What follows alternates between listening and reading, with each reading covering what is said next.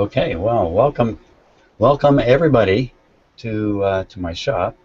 That's Scott, and Steve, Joseph, and Bobby, and we're going to be carrying on with this same radio here, which this time I already have it connected to the various supplies: B plus, A minus, and the audio. You could hear that. You could hear that shorting out there a little bit. So we're kind of all set to start right up where we were, and I have my signal generator here. It's just, and it's already ready to work in the AM band where the radio receives. So, Scott, you think we're ready to apply some power here? Yeah, it looks like we're ready to go. Yeah, let me just switch cameras here.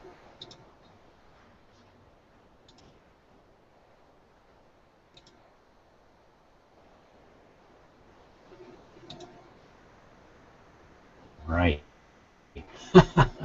I'm going to be able to focus this camera on account of I left it in the autofocus off state, and I'm not sure I can get to the control panel of the camera to affect it here. Don't know how to do that. So, that's kind of a drag. But so be it. Let me switch back then. Nothing like an exciting start to the show.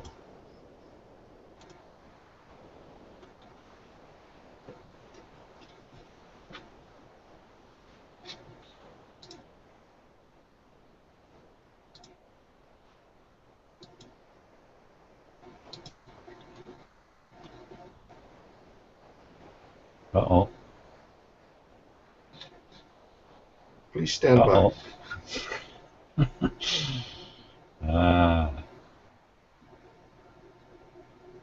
There we go. The other camera is crapped out on you? No, switch back. Oh, son of a gun.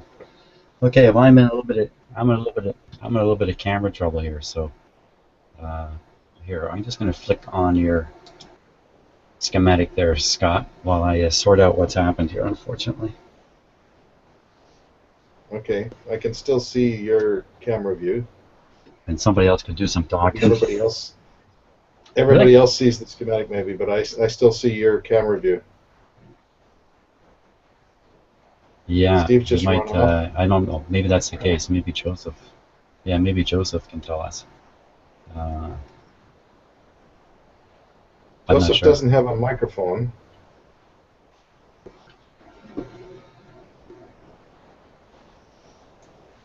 Jim. All I know is I can see the thumbnails of everybody else. Can you minimize the screen that you're on, and that should let you get to your desktop. Well, that's true, but even when I get there, I'm not sure I know how to access the camera software itself. Well, that's not good, Jim. Yeah.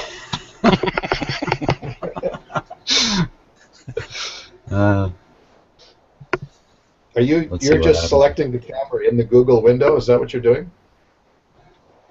Just hang on. Maybe I can get it to work here.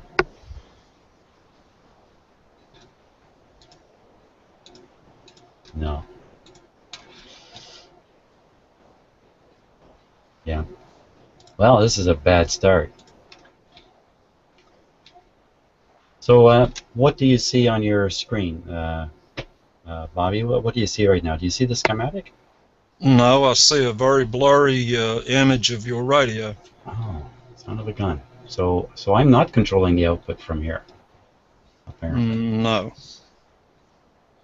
When I talk, does the schematic pop up? Because when Bobby talks, his thumbnail pops up. That's right. That's what I see. I see a picture of a little kid almost eating a Barbie doll. It looks like. Yeah, that's my granddaughter. Yeah, there you go. I'll just have to move this camera the right distance away. These thick pills. Help me. Is my impatience showing through? Is that what's happening here? What if you unplug the camera that's not working and then plug it back in? Well, Maybe I don't know. Google software will rediscover it. It might. Okay, so okay, so I see what's going on. When I look down at my screen and I look at the icons, along the bottom where everyone else is looking back at me, I'm talking. Mine says you right now, so it's saying that I'm the one who's on, talking. And if I stop and somebody else say something, Striper. Yeah, Bobby Okay, just popped up on my screen when that happened. When he spoke. yeah, and then his icon changes to his name. Yes, and when you're up, your icon changes to your name, and I'm seeing the blurry picture of your shop there. It's not supposed to be blurry. What's this thing focused on? Oh, it's focused like that. It's really close there. Ah, Yeah. scared you, didn't I? Well, we'll just have to work up close here. No, I'm going to try that. What are we doing here? We're having fun. That's what we're doing. So who really? Well, sure. Right. She's gone down the drain anyway. So okay, so I'm pulling out the other camera. I pulled out the other camera.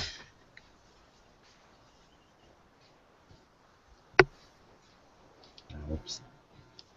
Plug it back in.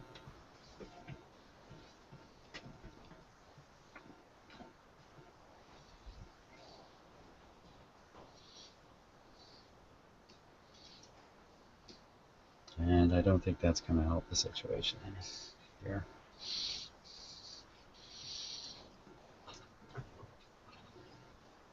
I have to hold it awfully close.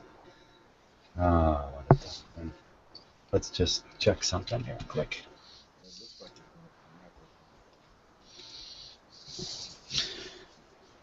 Yeah. Oh, there it is. A list.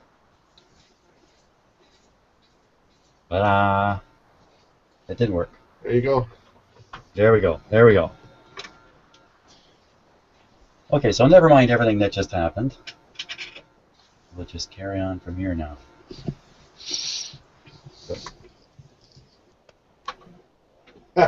So we're going to heat these tubes up. And we want to be able to see them while I do it.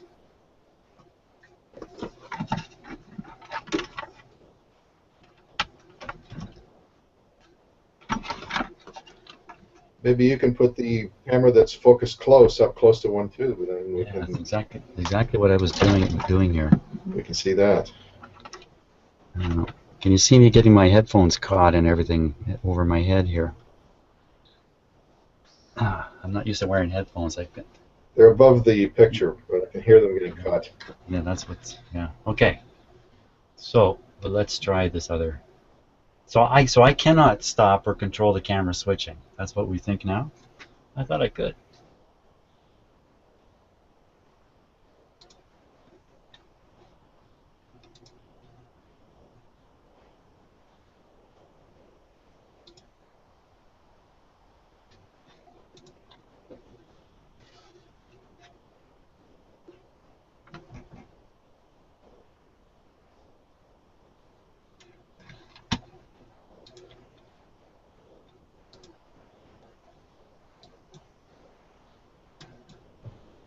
There we go.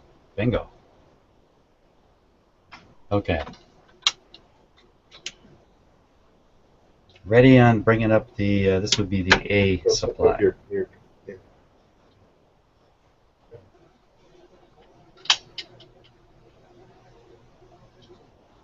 Okay, so everyone has to be quiet for, I guess, me to stay on the screen. Here we go. I'm watching the current meter. It's showing current.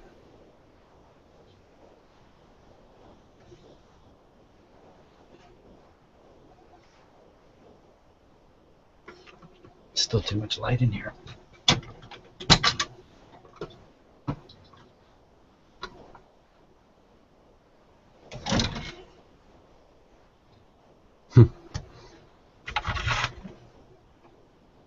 There we are. That's seeing the element.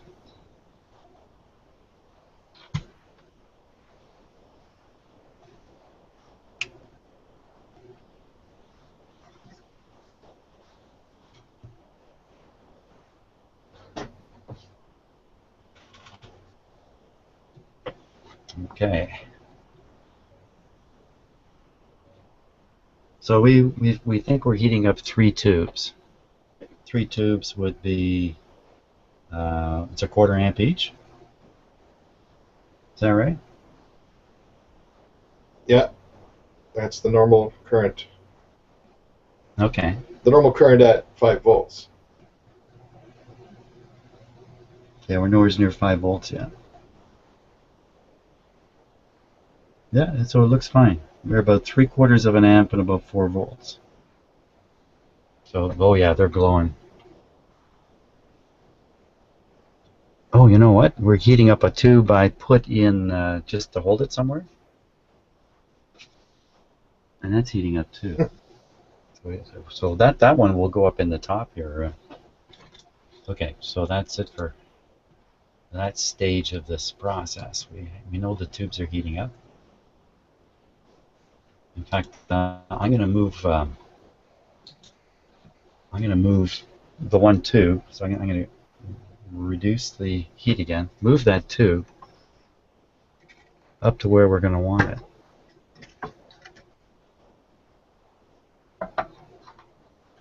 I'm so surprised that these tubes actually don't get hot. Well, the power is extremely low. 1/4 an amp at 5 volts is very low power. What would that be in watts? Current times voltage is power, right? So about 1 watt. less than a watt, yeah. Okay, so I got them going again. About 4.5. That's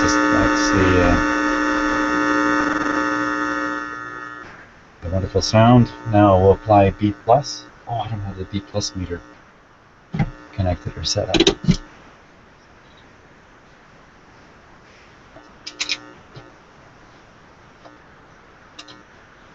Give me a sec here.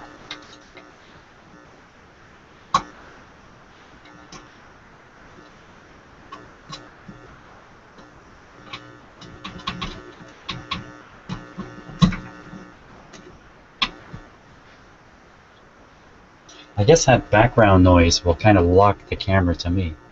That if we're all quiet, my camera will come on because of the background noise. Especially since really you're all muting your mics too. So it's kind of spooky. I'm in this room with 5 people, but it's really quiet. It's kind of weird. Okay, so we're listening to the output. And there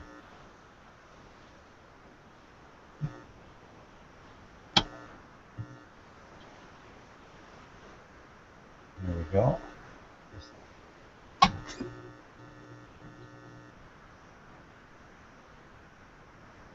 Okay, so I can see the meter. Oh yeah, you can see it too. It's this one here. That's on the 50. There, that's the 50 volt scale on that meter. It's right in this range we were having success last week.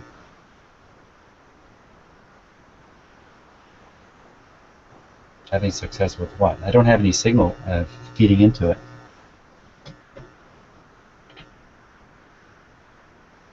Okay, so I'll take care of that.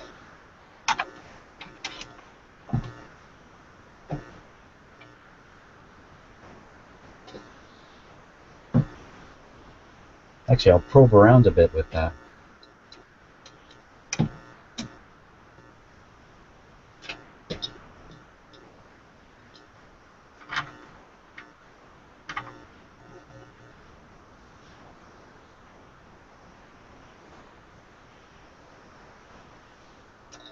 Scott, do you remember? Did we leave it up around 1580? Yeah, that's where it was tuned. If it hasn't been changed, it should be somewhere up around there. 1580. So I'm dialing up 1580 or so. And I should start on any plate.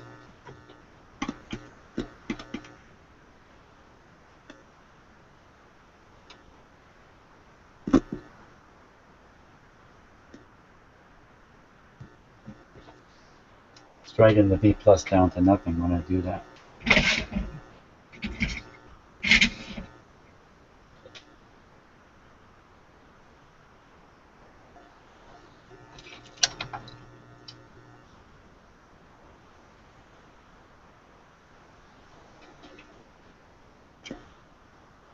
That's a little better.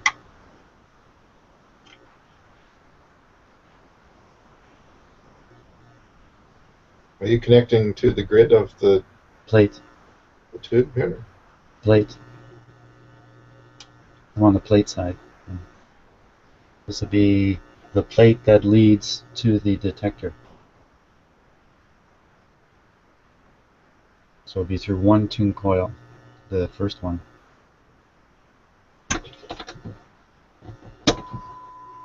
Bingo.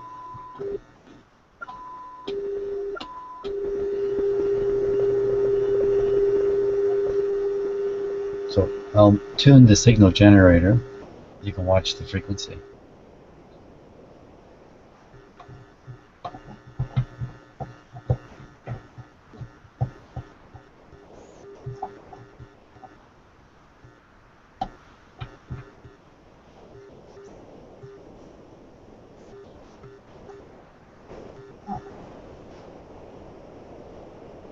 That's about where I get it. Pretty good. Hey, do you realize I just basically took this thing, put it on my bench half an hour ago, and slowly over a little bit of time connected up all the power wires. Turned everything on and it worked. That doesn't happen very often. So, okay, so we'll work our way back now. Well, we've had a few weeks of practice. We have, yeah. That's my point. Okay, so we'll move back to the grid. No. We never got it to work like this by feeding it into a grid. That's grand. So I'll go back to the plate before there.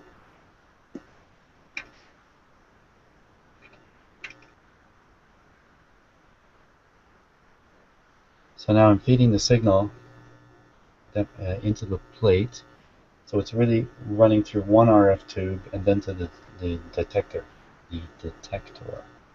I don't hear anything here.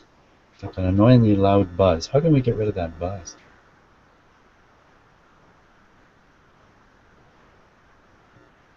Turn off all the AC in the area. You know, it's there. If you listen carefully, I'll turn up the output of the signal generator. You'll hear it. Hear it? Maybe if I can tone it a bit.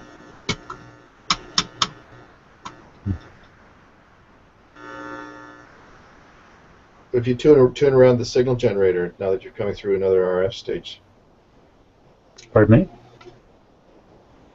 If you tune the signal generator now that you're through another RF stage. Try and peak it. Okay. Because I could hear it. If you guys couldn't hear it, I could hear it. I'm just reversing the audio leads. That's much, much noisier. And it's far worse.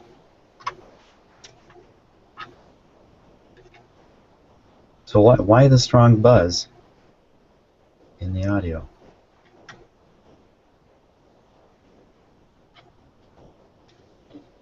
Maybe from a ground loop through the amp.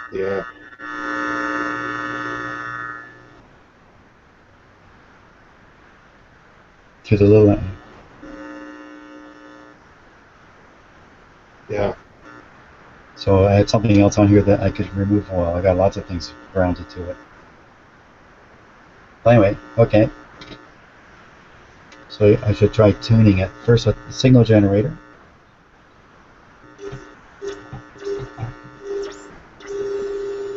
So see, that suggests to me those, well, maybe not. Like, we're finding it at a different spot now, eh? 1580. So what's that mean? Does that mean we got these two things out of alignment?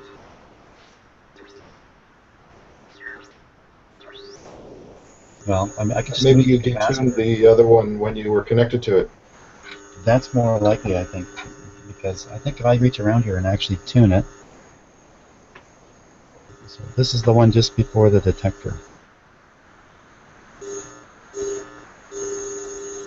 Okay, and this is the one ahead of it. That shouldn't matter. Yeah, because we're only going through. Oh, what am I saying? No, it should matter. Yeah, so this is the other one. We've just started this one.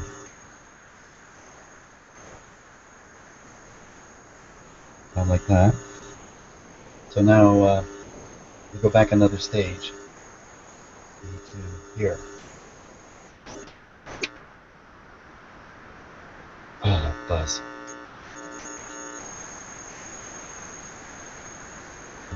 Okay, we'll try tuning the stage.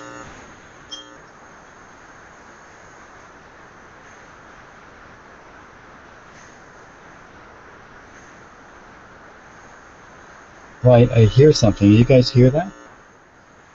It's a high I'm pitched. hearing some noise. I'm not sure if it's your noise canceling and your microphone is taking it out. There's no noise canceling. Although who knows how the signal's being compressed on the way out. But there's no. I sort of got away from all that stuff. Okay, so let's fiddle with some like B plus and the heaters to see if we can make this change a bit. So I'll try filling with the heater voltage here a bit. Just knocking it down.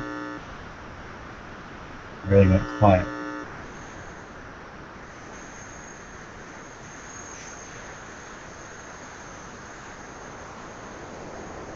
Yeah, that's 5 volts now. Quite a glow on the tubes.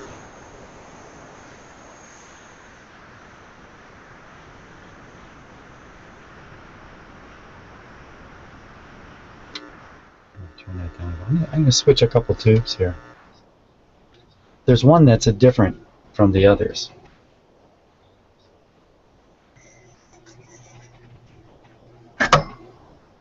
This one.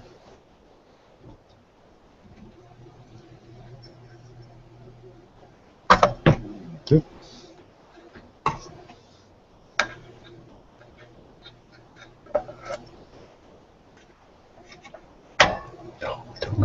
Don't like popping that in.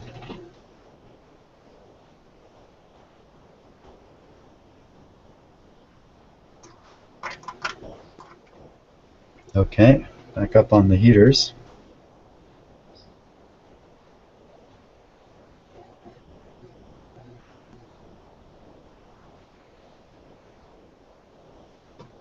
Oh, I had the audio turned down there.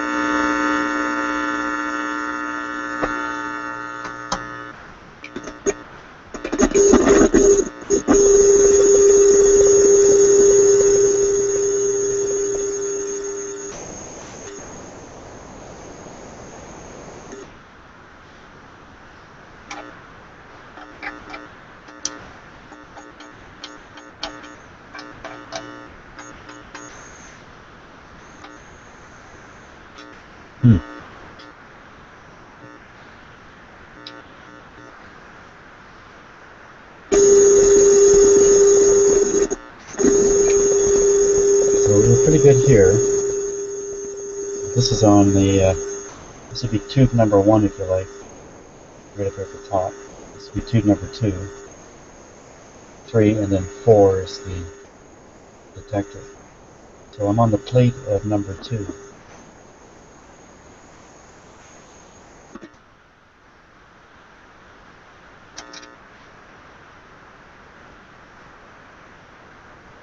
What are you testing for? Well, we're just trying to make the radio work, and we're going at it one stage at a time. So this is the signal going into the radio, and I'm just injecting it at certain points throughout the circuitry, trying to get more and more of the radio to work. So the more radio we bring in, the worse it gets. You may have to retune each stage as you step up there to peak it. Okay, why not? That sounds like a good idea.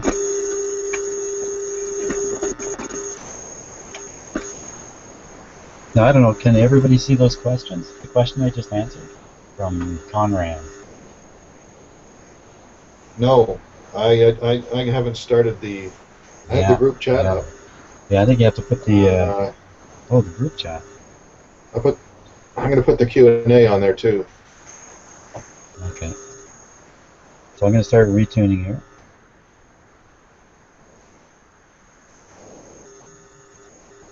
Just doing this by ear, of course. Yeah, it is different. It is different. When I started the Q&A, it closed the group chat, so no longer can I see the stuff from the other guys. Well, keep an eye on that if you would, and I'll keep an eye on the external questions. Well, I can't seem to get past this tube at all. When I apply the signal to the plate, you hear it. When I apply it to the grid, there's no electrical noise at all. Try the plate of the previous. Yeah, the plate from the previous tube. You mean number one? Yeah.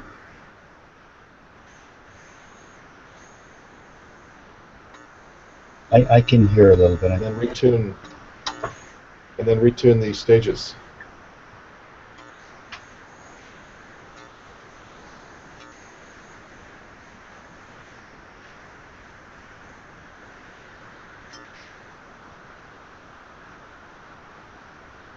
I can't hear it well enough.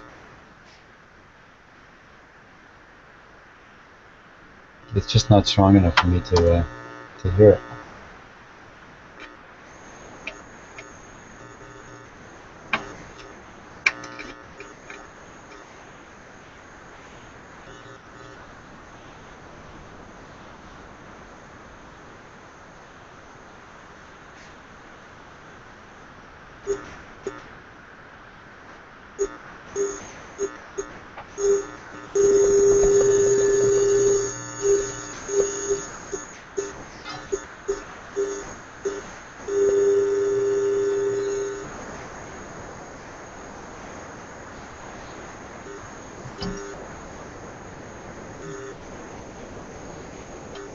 Joseph wants to know if you can use the meters to help you retune.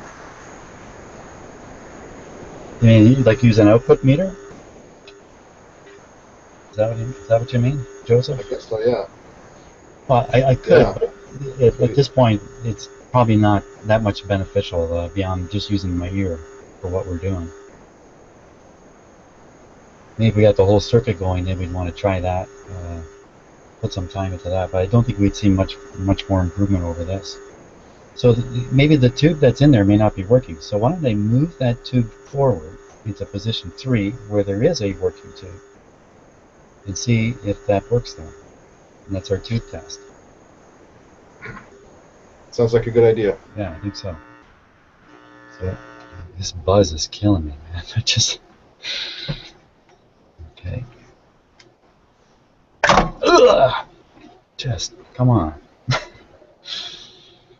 Man. Did not expect it to leap out like that.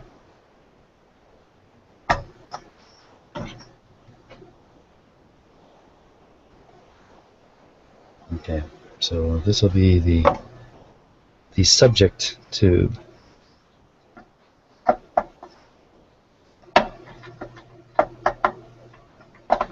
Yeah, we got a terribly boring view of this radio too, looking at the back like this. So I'm going to flip this around here.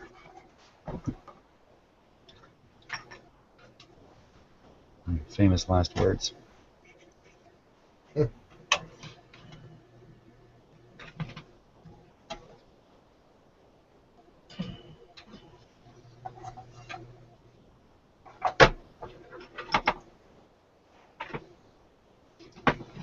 be careful, or this big cable is going to clean off my bench.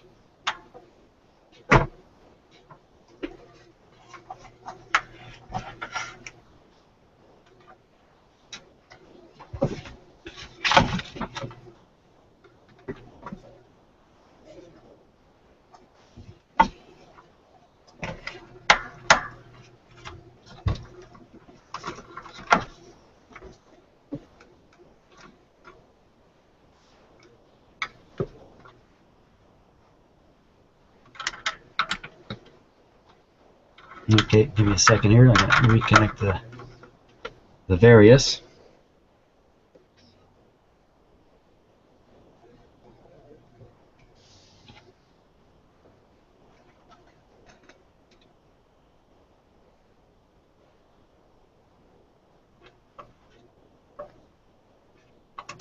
Oh, jeez. Whacked my head. Scare the daylights out of me.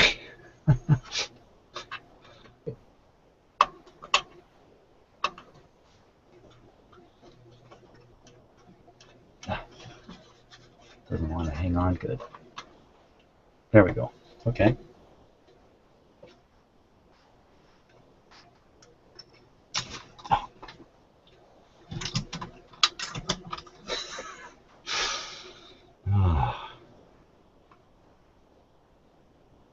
Okay, everything else looks good. So I think we're good to heat here.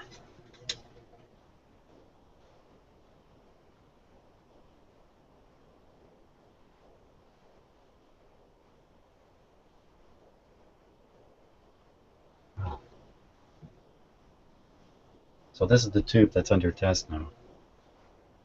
And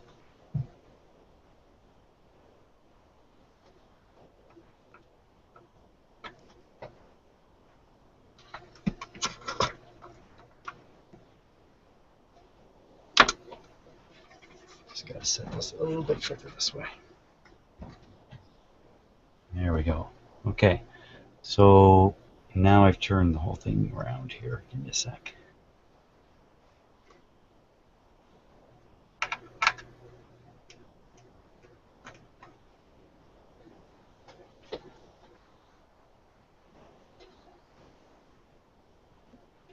No B+. Here we go.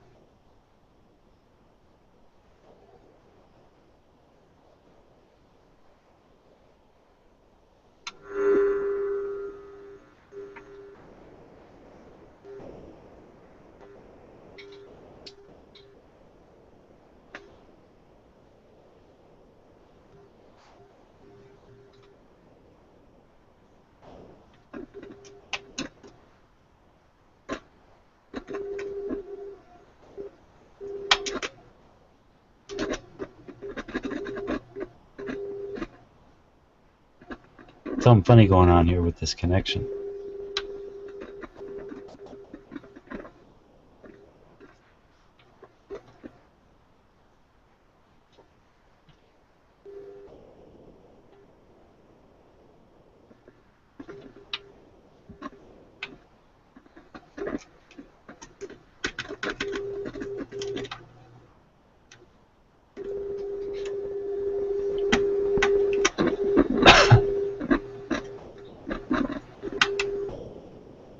Joseph's asking if there's oxidation causing.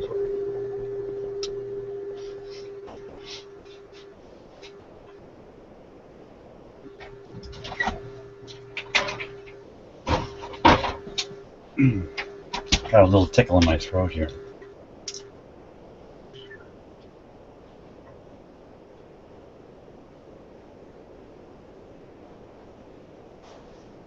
Okay, sorry about that. I don't know what was going on there. I can't tell what it is that's making the connection seem bad. It could be the clip lead itself. I don't think so now. Oh, maybe it is.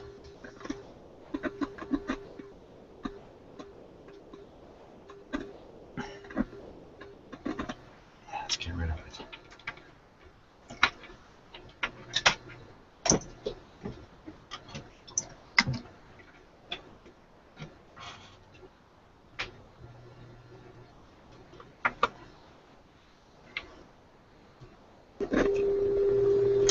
Yeah, it's a crappy clip lead.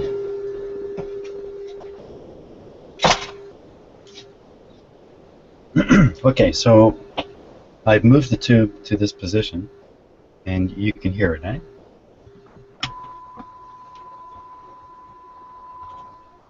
Yeah, it's coming through clear.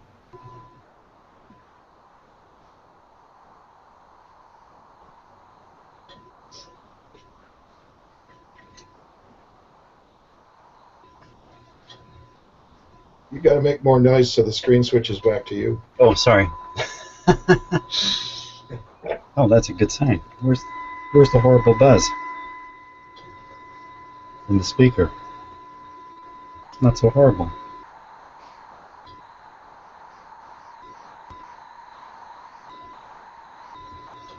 So that's pretty good.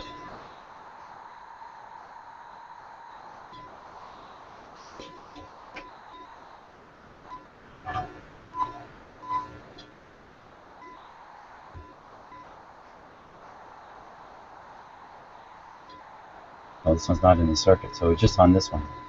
So I'll move the signal up so it's going through these coils.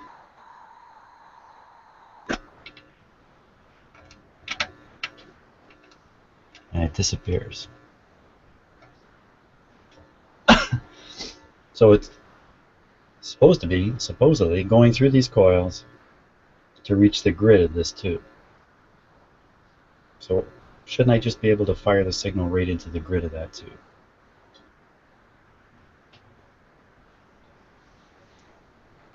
Well, if you connect to the grid, you might be detuning that part of the circuit, so it won't work. But is there anything there to tune? Because what would it matter? It's a signal generator signal right on the grid.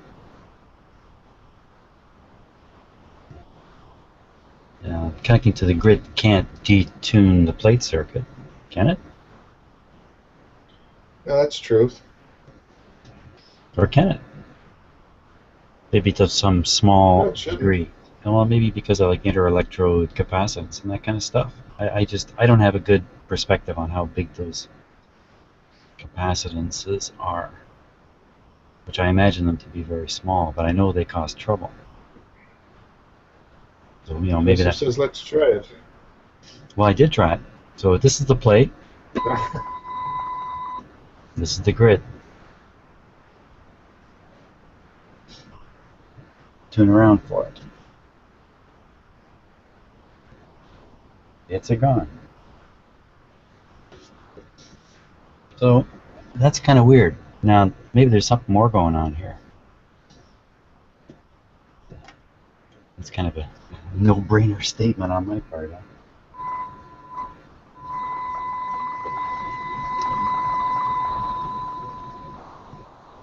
Just turn down the heat a little bit. Bobby wonders if you're picking up the noise from the computer screen when it was turned the other way.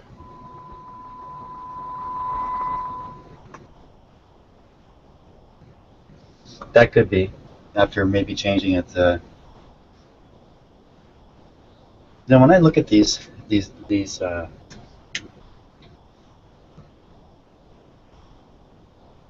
oh, I was turning up and down the volume on the amplifier, but I thought my hand was on the voltage control for the heaters. So I'm hearing it go quiet. I'm hearing, it's going quiet, but they're staying hot. That's what I was doing. Is having one of those moments, where the universe is not unfolding properly. Yeah, I wanted to turn them down a little bit. Okay, so what would be the problem then? You can also try playing with the plate voltage and see how that affects the performance here. Okay. So we're at 25.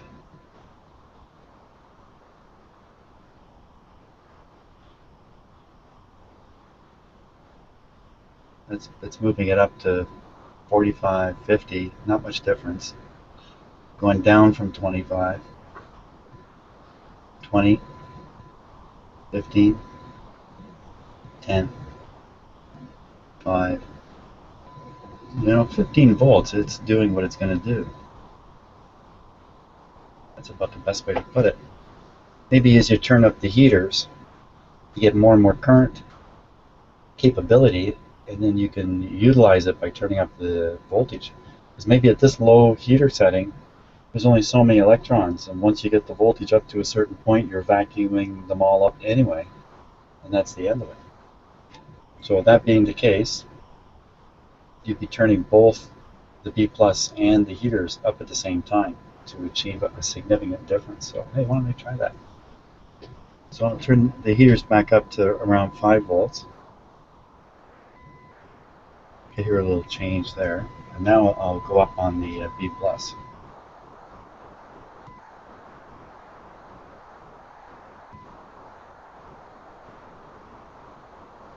By my ear, I don't hear any difference.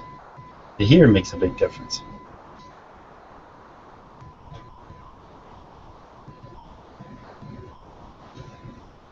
Something strange is happening to Steve's picture there.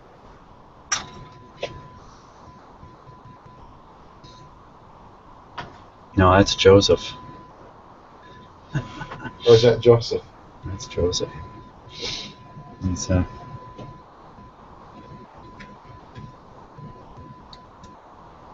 He should make some noise so he gets on the screen and everyone can see what's going on there. That's definitely odd stuff. Now, this radio isn't necessarily immune to those phantom signals in your shop, like we're affecting the other radios too, right? Well, there's a lot of just general noise and hash, all kinds of stuff coming out of the computer, the screen, and other stuff in here too. Maybe if we try tuning to a different frequency, it might get us away from something that could be interfering with this point where we're trying to tune. You know what I mean? Like as you add more stages, you're more gain, you're picking up something that's interfering, possibly. Well, maybe not. I don't buy it because it's a pretty strong signal I'm putting into it here.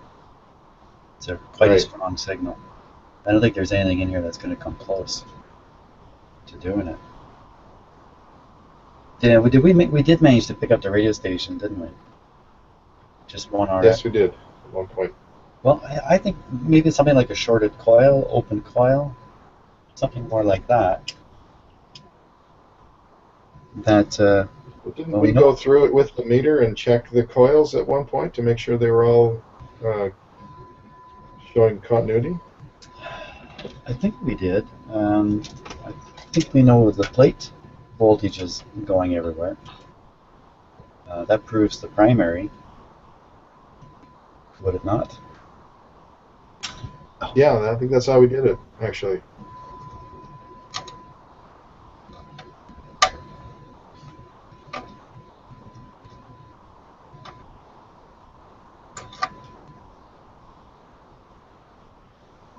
Just trying to find a good spot to jab my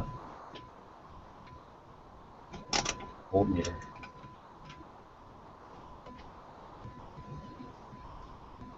So the actual B plus is like 18 volts.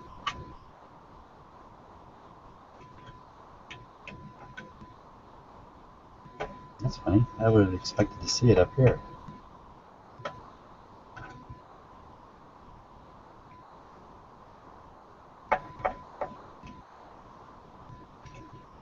Here we go.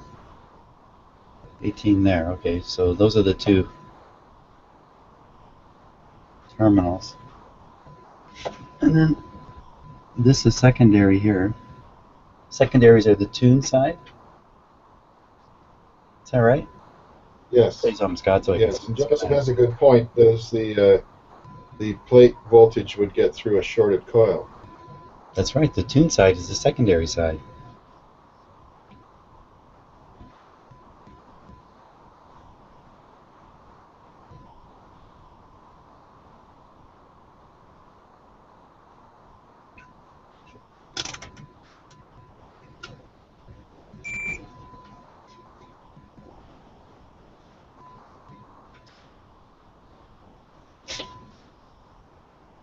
I only see one lead.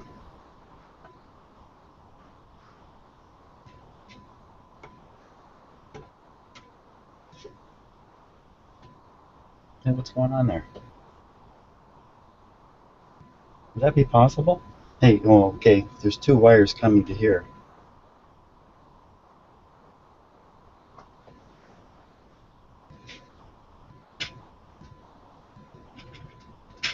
On the secondary, one end of the coil is connected to each. Basically, the secondary of the coil is connected across the tuning cap. Right. So you Okay, should get so the tuning coil resistance across the tuning cap. well, there's a wire here that goes over to the tuning cap. And then I guess it's grounded on the rest of it. The other side is ground. Does that make sense?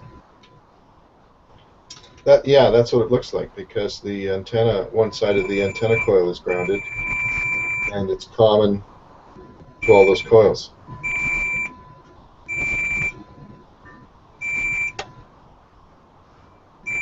So that this is reading through the coil. And that's not small wire. 2 ohms. 0.4, 0.3. So yeah, but 2 ohms in the coil. So the coil's good. Primary side and secondary side. Well, then I can be able to feed the signal in here, right into that secondary coil. Yep.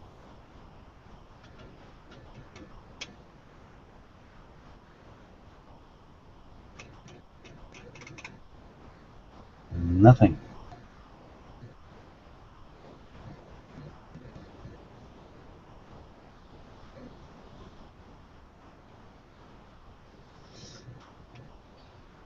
So again, that's heading, at this point, it's heading almost directly to the grid.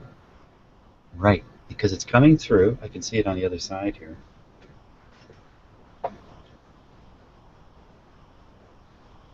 Almost me here. Yeah, one side of each tuning cap is on the grid of its associated tube. Well, there's more than that, because my hand back as far as I can here.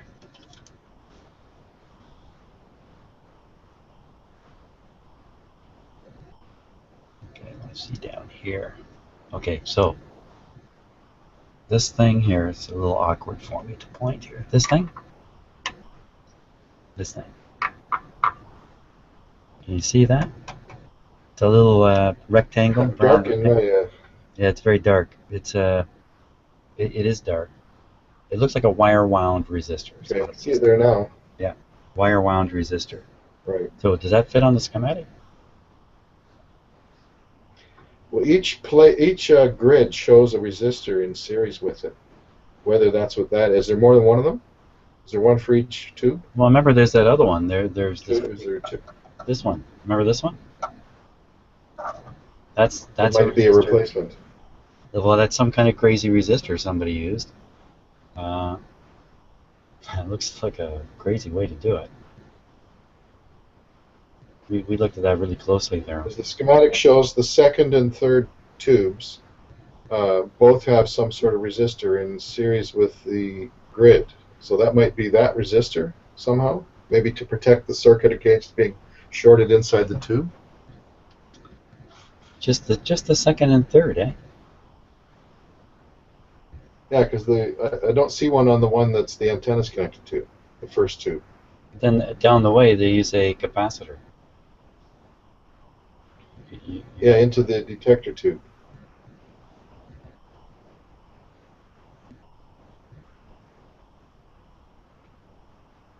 Does it pop up on your screen when I speak? Yeah. So you can see what I'm talking about. The second and third tubes have the resistor in the grid, and you're right, the detector tube has a cap. Yeah, it also looks like it has a resistor going from the grid down to the heater. The grid down to the heater. So the problem is, as soon as I comment, I end up seeing my own screen. Yeah, okay, I'll talk then. In the detector tube there, you see the blocking cap going into the grid, and then from the grid it looks like a resistor of some sort going down to the heater connection. Yeah. Is that maybe the grid leak resistor? I think that's the grid leak, the Going down capacitor, there. the grid leak resistor there. Yeah. Okay. Okay. Okay, so what could be wrong though? I mean, so what? There's a resistor sitting there. We have no idea what the value would be. Eh? Can't find it here. There it is. No, it doesn't say anything on the schematic about the values, but measure the two of them and see what you get.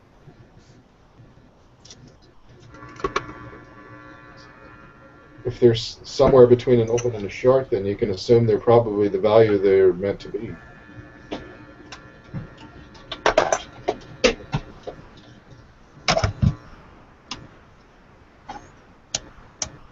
I got this thing switched on.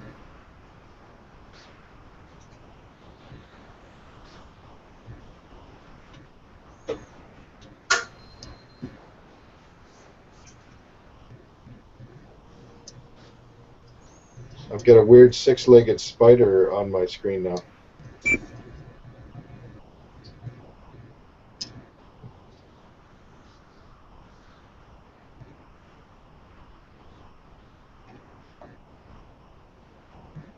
Make some noise there, 3K. 1K and 3K. So this one's 3K. This one is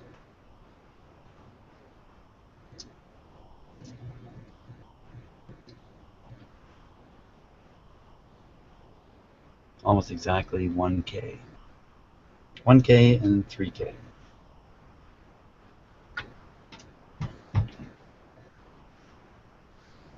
What would those resistors be there for? I mean, so what? There they are. It's draining all the signal away from the grid. That doesn't make any sense. It might be to protect the RF coil. If there's a short inside the tube, the plate voltage would get fired in there, and that would prevent the RF coils from burning out if there's a grid to plate short. You know what? That's a really good, and even worse, that's a really good idea, because that would be why these pieces have been replaced, because they've taken a beating in the past.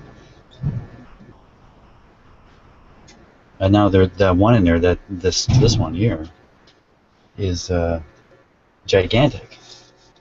It looks like you could make toast from that. So it would stand up now.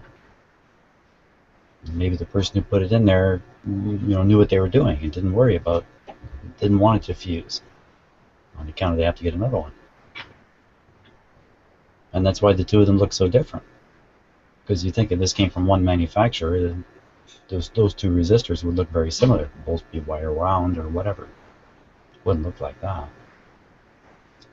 Right, and those coils would be a lot more difficult to find and replace. They don't protect the audio transformers the same way because they're probably cheaper and more robust as well.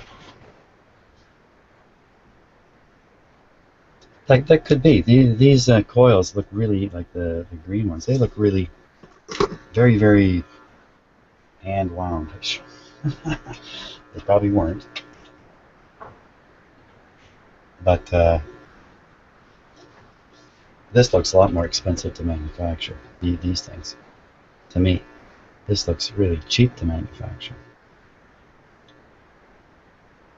Yeah, but the tuning coils would have to be a specific inductance to match the specific capacitance to give you the tuning range for the thing, right? So you couldn't just put any coil in there like you could just any audio transformer would work. You're right. They're more generic. You're right, because these are tuned puppies.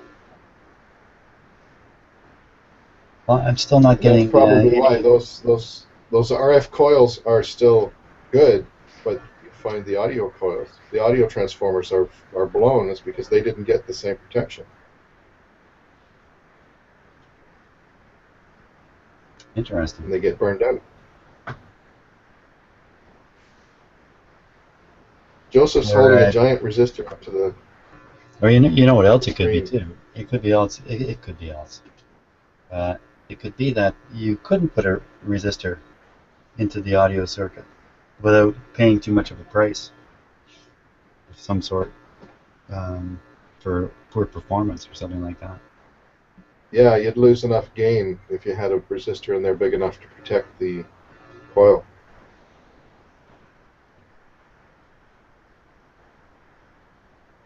Okay. I'm not getting any further though on this.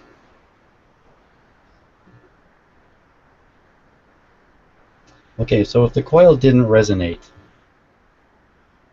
if the coils didn't, well, how could they be? I mean, look at them, they're right there. They look just, I'm looking right at them, they look just fine. We've tested them, their continuity is good. If they had a short, it would only be Is between it possibly? two Is it possible those clip leads that are kind of stuck around that coil are causing it to detune enough that it's no longer in the tuning range that you're looking for?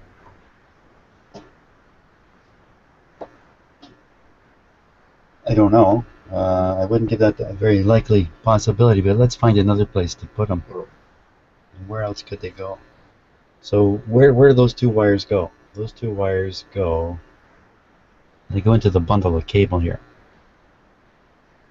Well, just dangle those two clip leads over that audio transformer and run them in from the left there instead of up from the bottom around behind it like you have there maybe.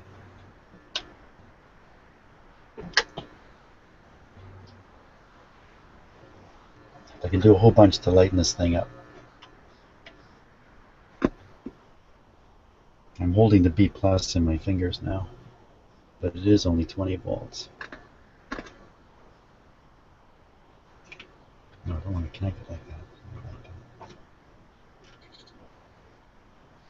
Then I'll put this clip lead on the back here. Okay. And the signal in. Signal in.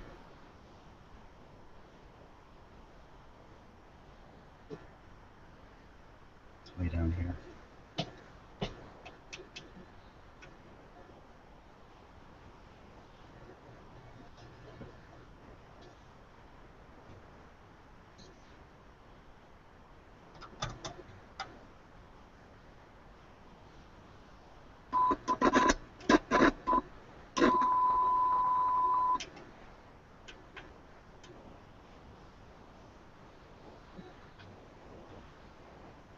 If I were to move the pin contact for the grid of this tube away, so that the grid pin is just sitting there, and I put the signal clip lead right on the pin, right on the grid, shouldn't we hear something?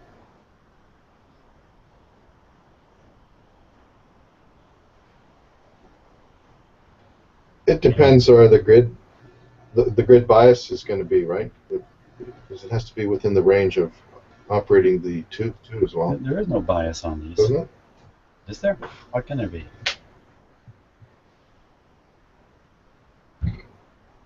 There's no like cathode resistors or anything, which has always been the weird thing about this whole deal. This where the grid is allowed to go positive.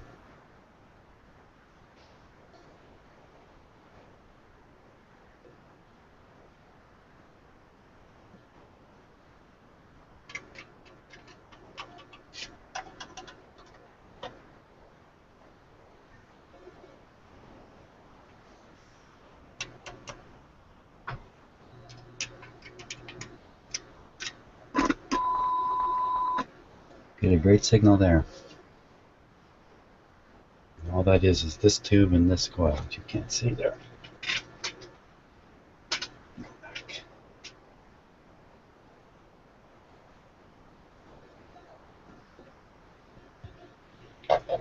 So really all we're getting to work is this first tube. That's really all that's happening here in the radio. That's hard to believe, isn't it?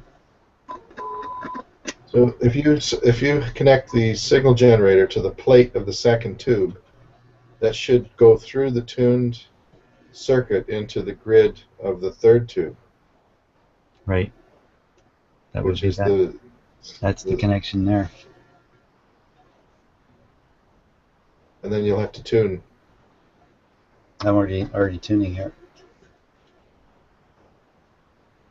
But no luck.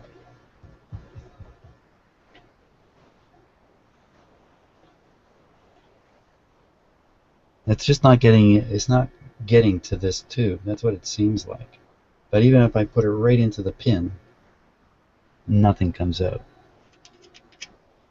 Try another tube. What can I say?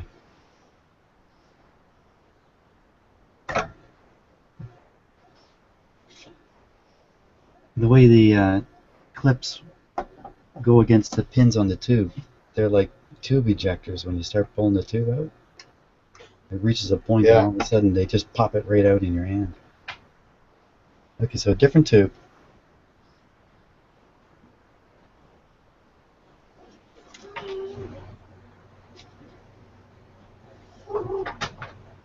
I'm not so sure it's heating up. Oh gosh. My headphones pulled right off that time. It's a key moment.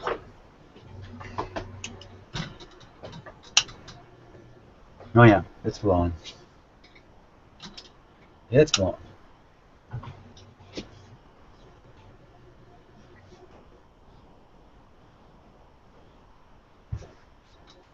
Signal to the plate, to the grid.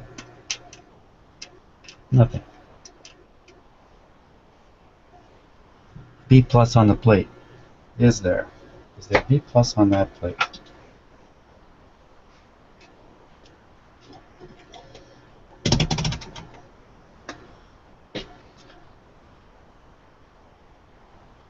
And the answer is 19 volts.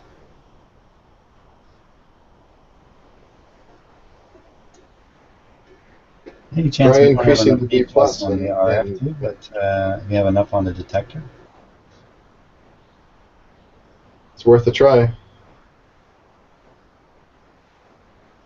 And no answer comes to reply. I said the RF. A lot of these readers are made so the they got RF, half voltage on the. Oh, maybe my headphones have gone dead. Hang on a sec. Okay. A little technical difficulty here in the studio. I hear you now. Yep. Oh my gosh. Okay, yeah, because the plate voltage for the RF tubes is shown on the schematic as 67 volts. 67. Well, it looks like 67 to 90, and the detector 22.5 to 45. So chances are you'll get a big change if you crank her up a little. Yeah, maybe that's the problem. It's the same tube, so I can't hurt the detector, right? I can just make it not operate efficiently by cranking up the voltage. Yeah, well, they can easily go above 100 volts without hurting those tubes. Yeah. Okay, that's interesting then. Make sure that I haven't got the signal clipped in. So I'll clip it into the grid. It's the most certain spot, I would think. No tuning necessary. Okay, so we're at that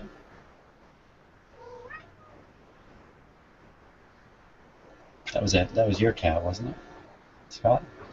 Yeah. Yeah. Okay, I'm on the 150. A bit of cat wrangling here because they think I'm talking to them when I'm talking to you. Okay. We're on the 150 volt scale here now. So 50 volts is around here, and 100 would be around there. I know you can't see the scale. I'm sure you can't. So and this is the area we've been in the whole time. So we'll take it up to what should we try? from. Ooh, what happened there? Did you see that? No. Oh, okay, keep an eye on that what happened? voltmeter. This is the weirdest thing. This happened before. I tried turning it up, and at some point, it's almost as if I reach a current that it loves, or a voltage it loves to be at, and it like sticks. I'm going up. I gotta go up fairly quickly here. Oh, right there. Right there. There's something funny happening. What's the current on your supply show when you do that?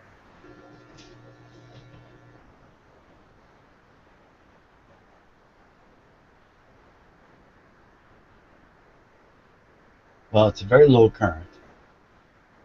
All it seems to indicate to me, ooh, I got it way over there, didn't I?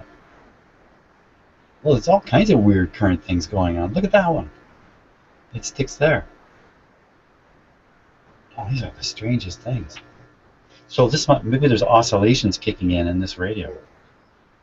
Well, That's just what Steve put up on the screen. Oh, did he?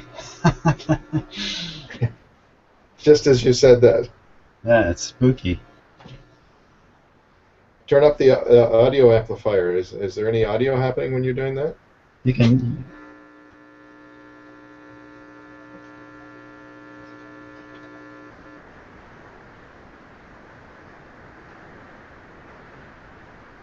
There is a bit of a change. Isn't that strange? That's that zooming in and locking in. That's not me at all. Especially that second one is really strong. Is the meter on your supply doing the same thing as that one? I haven't watched it.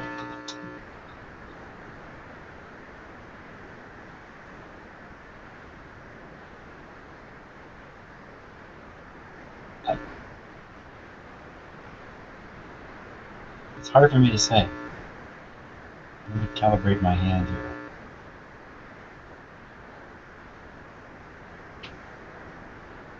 It does not I seem hear a bit to of a be. hissing sound in the background, but I'm not sure if that hissing is actually just what's in your shop.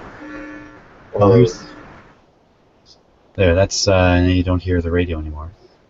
You hear a hiss. That's the computer fans going.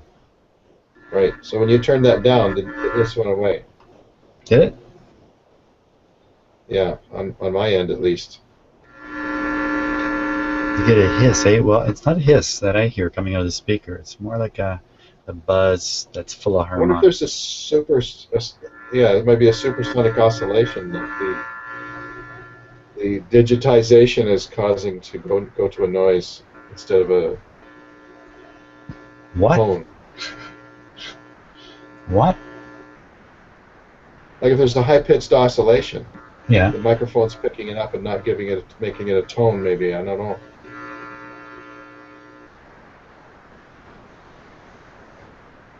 See, right there, it just went to this rushing sound. It's like a one of those noise generators that you go to sleep with a rushing sound. I'm hearing that really clearly. I'm sure the other guys are probably hearing the same thing I'm hearing. Jeez, I don't know. I don't know what to say. I don't hear that in the shop at all. In fact, it's just completely silent. Yeah. Except for Steve says he hears it as well. It might, and so does Joseph. So it might be just some anomaly with the way the audio is being converted. It could be. Yeah, that's the amp turned way up. Yeah. We hear the hum very clearly. And now you don't hear any hiss. But when you turned it down, that rushing sound went away. So it's gone now. Yes. I don't know. Don't know what it is. Turned it up. Yeah, I don't know. I don't know what to say about that. We got no B plus on the radio right now. We get so fascinated by the weirdness.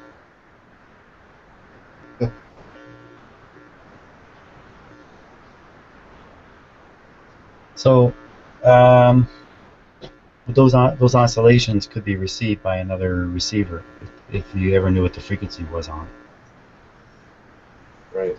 Well, try tuning around with the B plus up around 50 or 60 volts and see what happens. Can you imagine how difficult it was for the earliest experimenters to have any notion as to what was happening in these coils. They didn't have test equipment, they didn't have anything. They just, they would have to rely on discovering effects, just like how the vacuum tube was discovered and just about everything else. You're goofing around and all of a sudden something happens you never imagined, hey, and there you go. Much, much more difficult. You know what, I heard that the attempt to use electricity to make a motor turn was worked on by all kinds of people over 40, 50 years, something like that, before it might have been Tesla or I don't know who came up with the rotating motor, electric motor. I don't think it was Tesla, but for like 40 years or something. Tesla was the guy that came up with the three-phase. That's right. Yeah. His three-phase motor was the first AC motor you could reverse, which was the big drawback because AC couldn't compete with DC until you could reverse the motors. Still, it's amazing to think, I got all this equipment around me and I can't figure out what's happening. I could put the scope on. I could put the scope on it, but again, if these things are all tuned and I put my scope on, tuning shop, we'll never see what's there to be seen. Okay, so that's just back on the plate of this tube again.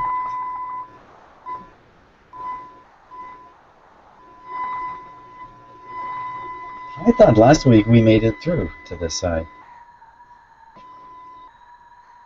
I thought we did, because you definitely have a tuned circuit there.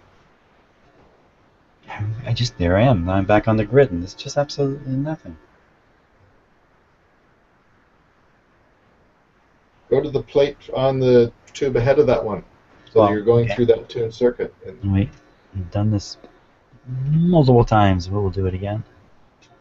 It's there. Yeah. Oh, now we'll check. The plate voltage looks like it's fairly low. Yeah, let's go up. The plate looks pretty low. Yeah. Yeah, right. That's right. I never did get over the fascination with the weirdness. Let's see what we get now. I'll turn the volume up a bit.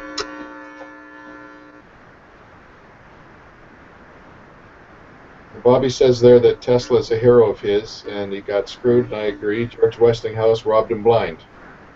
Took away all his patents for almost no money. Yep, that is the story. Yep. We're getting that loud rushing sound again. It's not really loud, but it's there. Still hear it?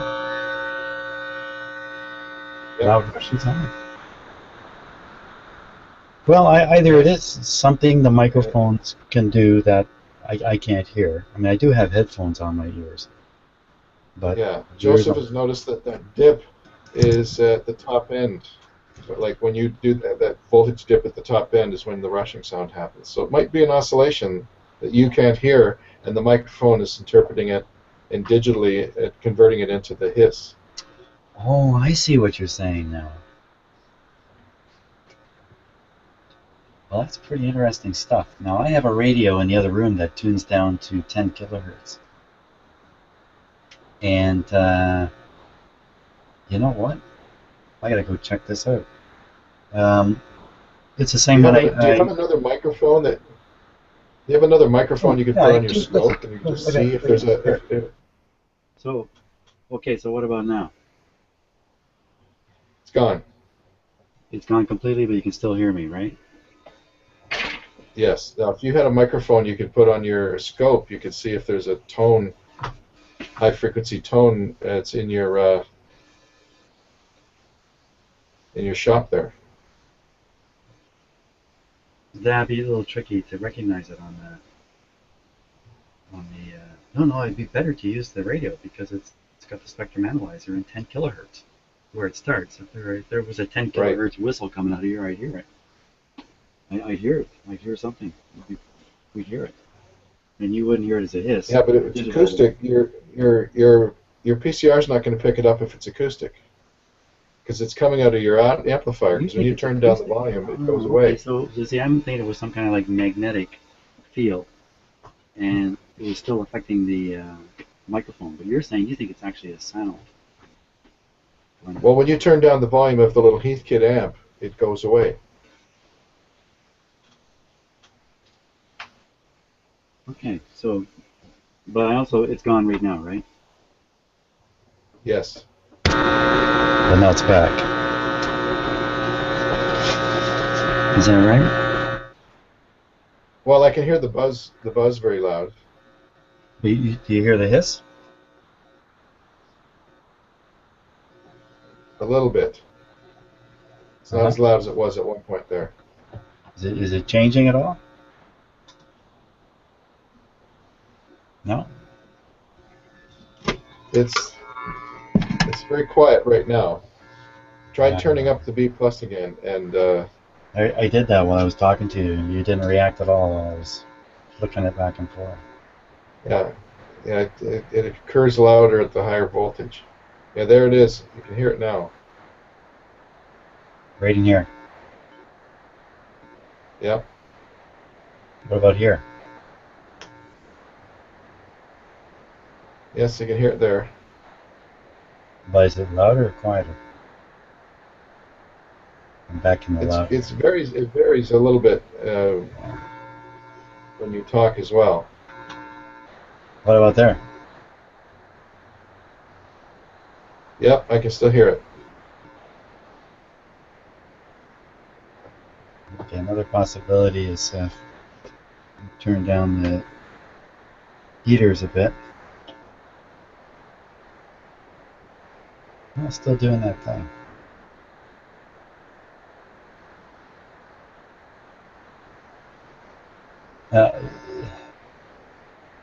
This has nothing to do with the famous grid dip meter, does it? No, because that's when you're tuning. When you're tuning it, when it's absorbing the signal, it's at the tuned frequency, so it dips. Hey, Jim. Yeah. That's really weird what's happening there with that voltage. Here, let's try this. Find a place where the meter's doing what with that little, where it's kind of jumping around. The whoop-de-doo? Yeah. And then retune the capacitor for that stage. That'll change, theoretically, if it's an oscillation. It'll change to resonance, and the meter will act different. It should change with it if it's an oscillation, I would think. That's interesting. That Or sounds. even if I were to just retune the radio and then see if that whoop-de-doo is in the same Yeah, spot. you could do that. Let's try what you said. I think it's Either way works. more precise. So the whoop-de-doo is happening right around 90. Volts there.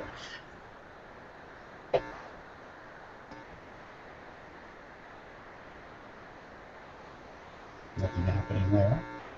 Nothing's ever happened here. Here we go with the other one. No, not a thing. Oh, no. Can't see past your elbow there. Sorry there. No, it didn't do anything.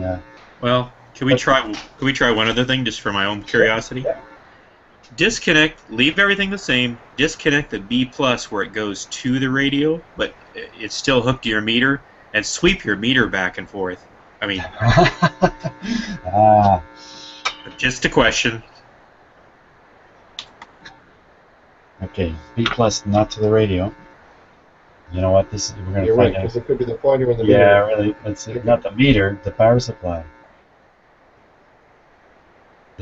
There still is a whoop-de-doo there. Okay, it's the meter of the power supply then. Hook your digital meter up to it and see what it says. Well, I don't know if I can follow the swing. You know what I mean? Like, I'll see the numbers. I don't know if I can interpret it as anything different than anything. Right. Joseph had to leave. Is he gone? See you, Joe. Joseph. Yeah.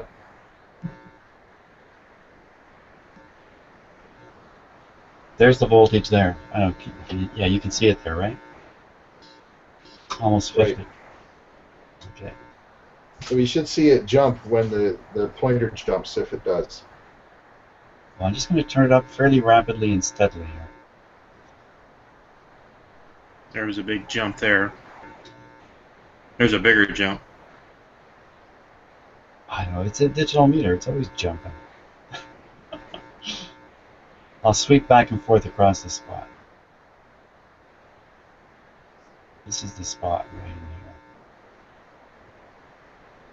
I don't know. I don't know what you can Okay. say.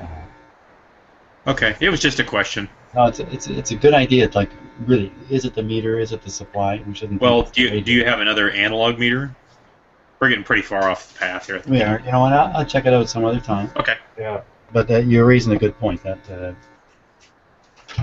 And because I've seen it before, when Scott and I were doing something like this. Okay. That means, yeah, it could very well be the power supply. And as for the hiss, I don't know what to make of it. Are you hearing it now? Slight buzz I A have. little bit, yes. Well, I'll touch some parts here. And Well, this could be like the phone company and their phone lines. Anything that's out of bandwidth of the phone company's lines turned into noise. So maybe it's like that. I think Scott's explanation is pretty close. mm-hmm. Where things that are out of bandwidth of YouTube are turned into funny noises. Yeah, the only reason we got interested is because we started connecting it with the weird meter behavior and then getting this concept of another phantom signal. And yes, all these signals have been phantoms. That's what happened. I think we were just. Yeah. Here, let me go back and make the radio work again. Yeah, Bobby had a good comment. Bad filter caps in the power supply? Maybe. I can't fix them because I need the DC supply to test it. It's one of those kind of like a catch-22, can't win thing. How come we're hearing nothing? What has happened? You Signal- unhooked the Tuned P a little plus, bit did you? higher. Oh, that's right, yeah. You know, I could have been going for like half an hour on that one. Couldn't do it. Okay, so I'm running the B plus a little high, say 75 volts.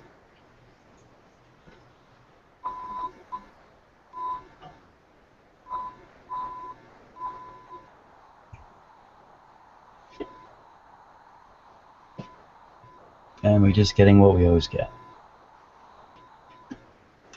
Nothing on the grid.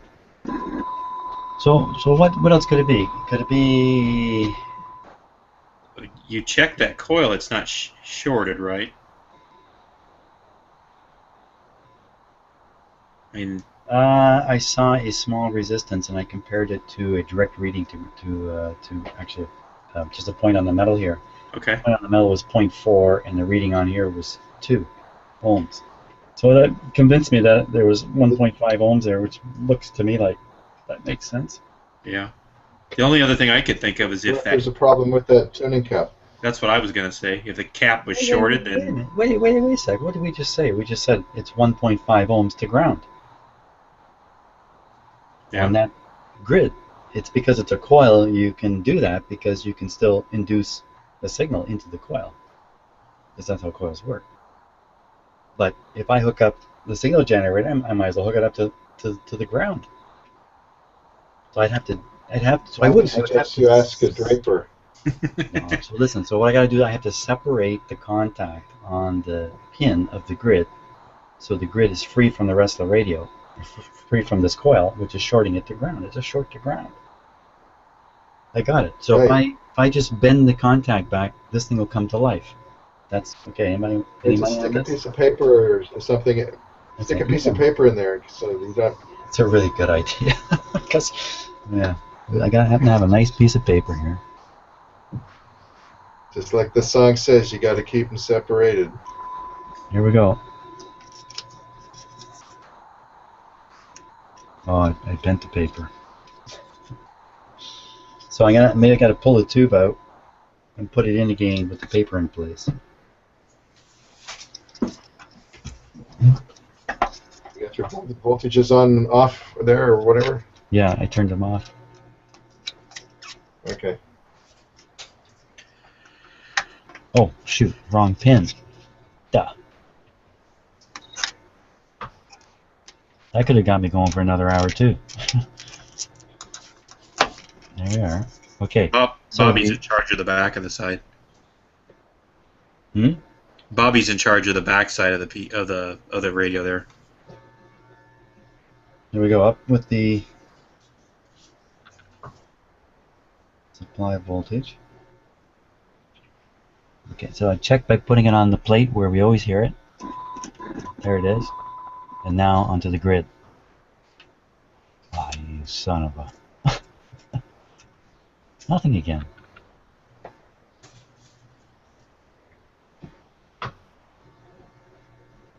How do we know this is a good tube? Because we changed it once, didn't we? We keep changing it into this Wasn't that the one that was position. in the detector? We can no, I never swapped it for the detector one. Son of a gun! That's all that's left. Really? Well, you Okay. Well, that's what we'll do here. We know what we're doing. Put that there. I got to turn down some things here because I'm going to withdraw the tubes. Look at that, it got way better when I brought it down. I'm going to pull this tube out with the set operating here. Make sure it doesn't jump out. There we go. Now, I'm going to just one by one put tubes into the detector position without changing anything. I'll just turn the heater off. Pull the tube. It's kind of interesting in itself because. Okay, so I'll put this one here. And maybe we'll find out that different tubes really do work differently.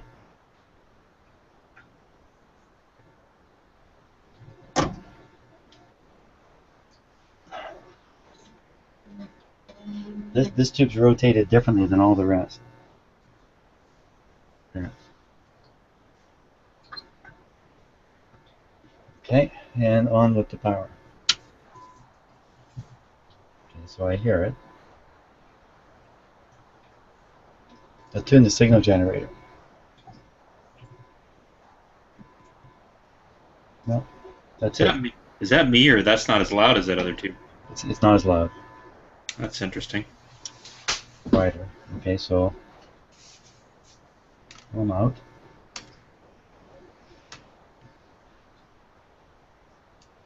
Quieter. Stick this guy in.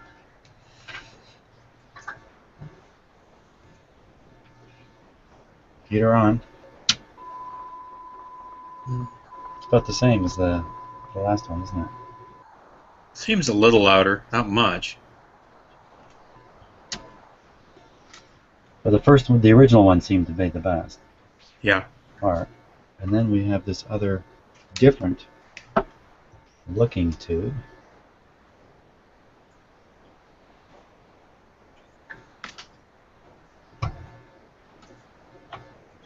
Bobby's noticed my cat here. Now she's taking it off because the other one's come running. Okay, that seems louder. That's the loudest of them all. Yeah, definitely.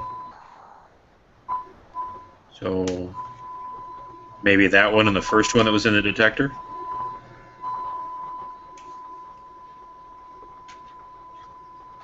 That's this one. Maybe try those two, see if we get somewhere.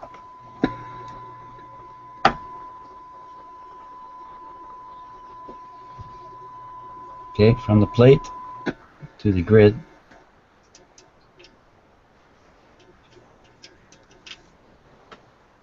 So again, the grid is to ground. And did you put the piece of paper in there? No, I didn't. I will now. I turned the heaters off this time. Oh, I see what you're saying. Okay.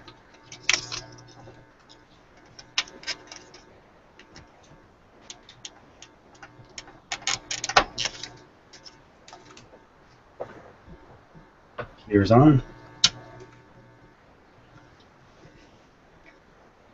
Okay, plate. grid.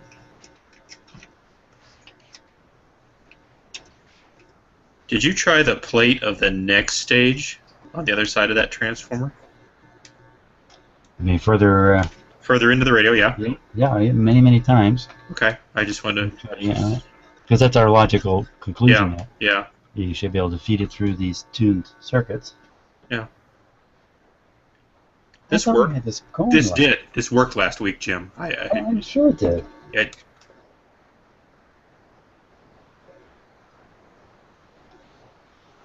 Well, that's a very disappointing notion.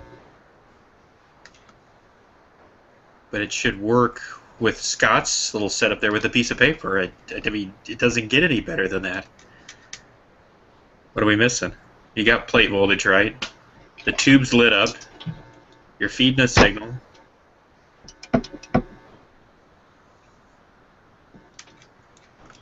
What's missing, Bobby?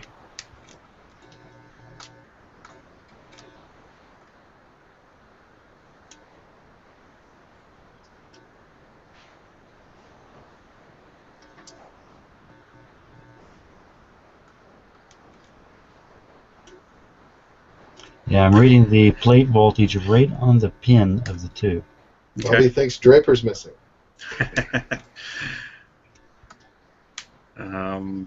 Yeah, you can pretty much feed any signal into the grid and Yeah, get it yeah. amplified, can't you? Here, I mean, Pretty much. It doesn't get any better than that. We know that tube works. You took it out of circuit.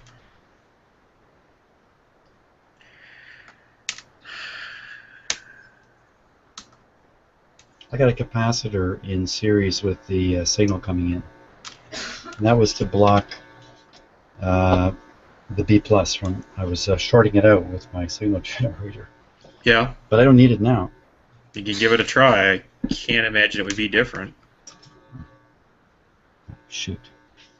Yeah, I don't. Yeah, I know. Back on the grid, on the free grid. Let freedom reign. Mm-hmm. Nothing at all. Nothing. How could it be? That's a good question. No, it can't be bad clip leads because I'm forever. Well, because the other successfully- terminal of the signal generator is still connected, right? The ground terminal? Did you say? Yeah, it's still connected, right? Same place. Oh, okay. Like, It shouldn't matter moving from one section to the next. 'Cause the signal generator. all in this terminal.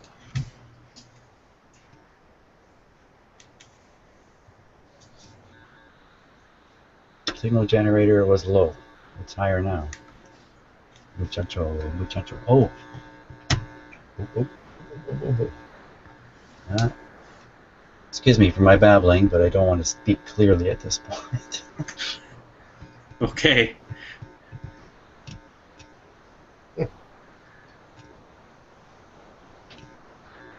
No, nothing.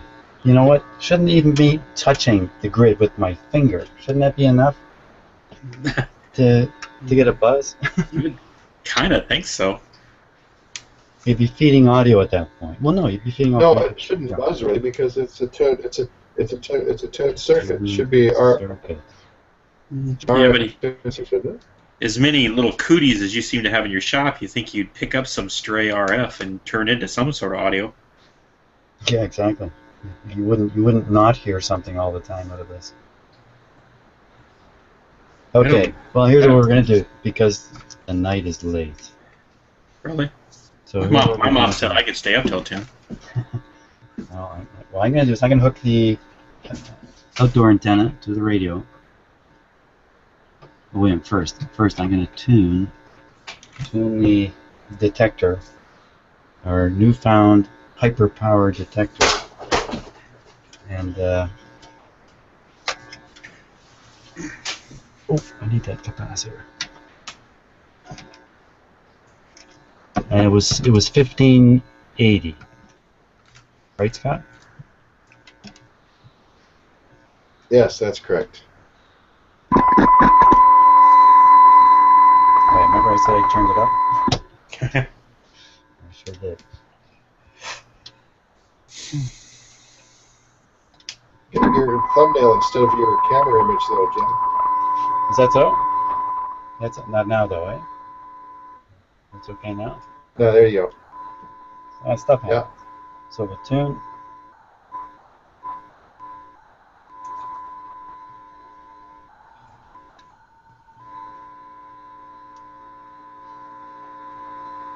There it is. Adjust the heaters.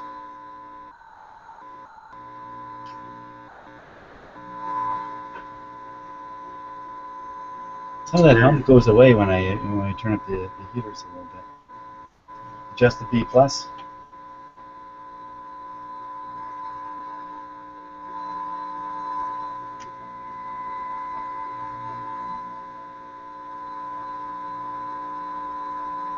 Kind of a loud spot in there. Sounds good to me down there. And now we'll switch over. Oh yeah, 1580. Is this 1580? That was kind of interesting. I'll get one of those.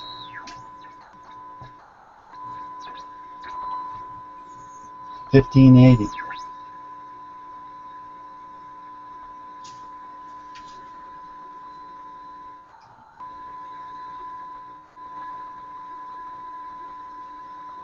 I think I hear it. I can hear the radio station. Just cut the generator off. Well, try hooking up your antenna and give her a go there. Yeah, you know, I was probably just kidding myself. Okay, there's the antenna.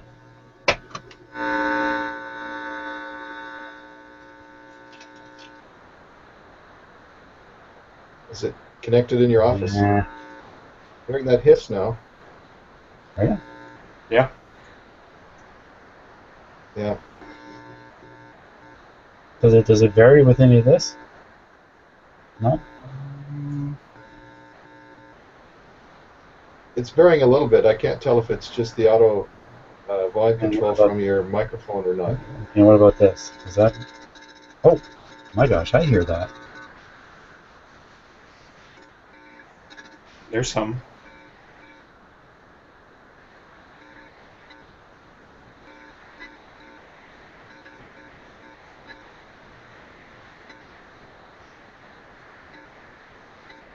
Right, not really giving me a good view of what I'm up to here. You get a plastic tuning stick to push that around? No, I got to really hang on to it. Okay.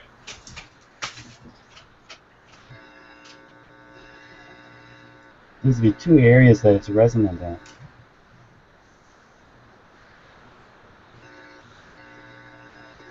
It seems to be stronger.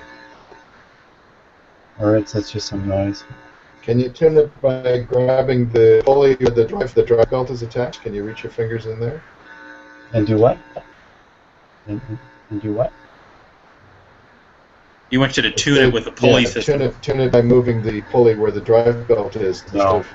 No, fingers right on the cap. No. No, this isn't even turning. And I checked, this doesn't have any effect on it. Well, there we go, guys. That was kind of a crackle. Maybe next week, give up on this one again. Go back to the one-tube one at the regenerative set. Because we had a fair bit of luck with that. And maybe if we take another run at it, especially with a couple more guys on board, like Bobby or Steve, maybe we'll get that one going a lot better. Because I feel the fun draining out of this. Yeah, because we definitely got the radio tuned in with that one. Yeah. What were you saying, Steve? I mean, we pounded away on the same thing the whole time. I don't understand why we lost ground on this. I mean, it was working last week, and you were heading toward the next stage. You were about done with all RF. I thought so. I mean, what else could be wrong? Is it possible something in that umbilical cable got shorted and is messing with you, or? I'm out of ideas, really am. I don't understand why this has quit working. Yeah. Well, that was a mystery right from the start. Well, we know all your tubes work, just some work better than others. I don't know if you want to label them or, good, better, best, or 1, 2, 3, or. You know what? Yeah. Might be a short in this cable. That might be messing with you a little bit. Because I dropped it to the floor and the radio's gone more quiet. Could be for any one of a myriad of reasons. But, I kind of wonder about that cable. It looks pretty deteriorated. I don't know. This worked last week. I think everybody's in agreement. well, it's on video. Yeah. Yeah, they did. I mean, the other thing you did was you had it turned around, and that's not going to make a difference.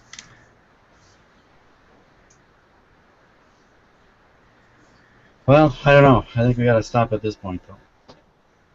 Okie dokie. And we'll try it again next week. Maybe get both radios going at the same time. No, I don't think so. Okay, well, thanks a lot. Let's just see how many viewers we got. We got 3 viewers at the moment. So thanks a lot for watching. And I got a comment. Oh, Dennis Carter.